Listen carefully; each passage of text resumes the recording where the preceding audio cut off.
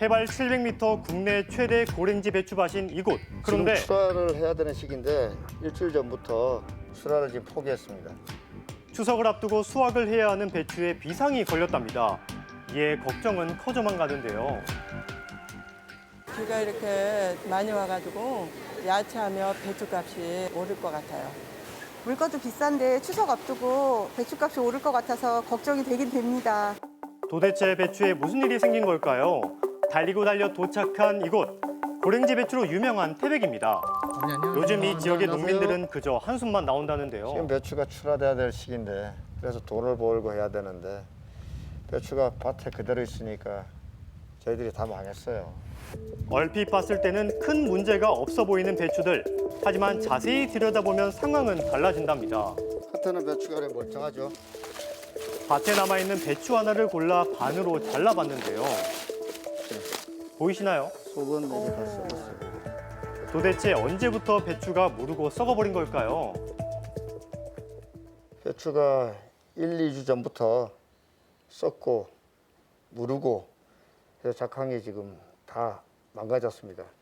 대체적으로 한 70% 이상이 버려야 되는 배추가 됐어요. 전체 배추 중 70% 이상의 배추가 썩은 상황. 혹시 이정만 씨 배추밭만 그런 걸까요? 인근 마을에 있는 다른 배추밭을 찾아가 봤습니다. 안녕하세요. 보름 전까지는 배추가 아주 성력이 좋았어요. 아주. 근데 갑자기 아주 그냥 이렇게 이제 망가지기 시작한 거죠. 태백에 있는 고랭지 배추밭의 총 면적은 축구장 630배 정도라는데요. 그중 20% 정도 되는 면적에 병충해가 발생했답니다. 그렇다면 도대체 그 이유가 뭘까요? 장마 때문이죠. 비가 계속 내리니까 부름병이 전 배추밭으로 확산돼서 배추가 다 망가졌습니다. 올해 여름 유난히 잦았던 비. 이달 들어 이틀이 한 번꼴로 쏟아졌다는데요. 기온 역시 평년보다 낮았답니다. 저를 포함해서 저희 마을 모든 배추 농가들이 피해가 50%, 70% 정도 됩니다. 배추 지금 수확을 포기한 상태입니다. 그냥 밭에 그대로 이제 버려졌습니다. 비 때문에 생긴 병충해는 아무리 약을 쳐도 소용이 없답니다. 결국 배추 수확을 포기해버린 농민들. 전부 다 이런 모이면은 올해 뭐 빚을 얼마나 질 것이다, 뭐 어쩔 것이다, 뭐 그래도 농민들 마음은 지금 어떻게 표현을 못 해요. 수확을 할 수 있는 배추보다 그냥 버려지는 배추가 더 많은 현실.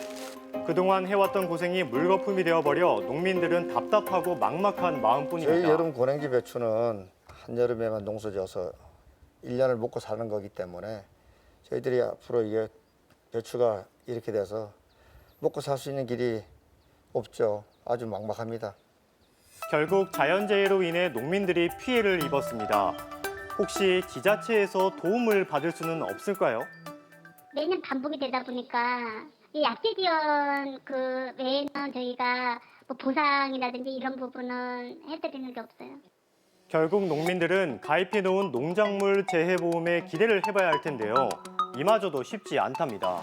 이제 저희들이 알기는 이제 자연재해인데 비를 좀 맞고 배추가 망가졌다고 해서 뭐 보험을 받을 수 있는 방법이 이제 없다고 하더라고요.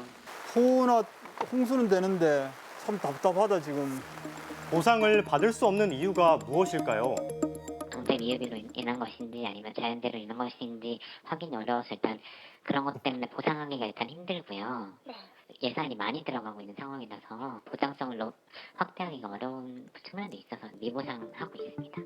상황이 이렇다 보니 소비자 입장에서도 걱정이 생깁니다. 산지에서 조금 썩어버린다니까 배추값이 많이 오를까 봐 그게 많이 걱정이 돼요. 과연 이번 피해가 올해 배추값에 영향이 있을까요? 코로나 때문에 이제 수요가 좀 많이 줄어가지고 가격이 현재 이제 가격을 보시면 높지 않거든요. 정해가 좀 있어서 소비자 가격에 영향을 미친다 그렇게 판단하기 쉽지 않고. 자연재해인 장마로 인해 밭에 피해가 발생했습니다. 정말 이 모든 피해를 농민들이 떠안아야 하는 걸까요?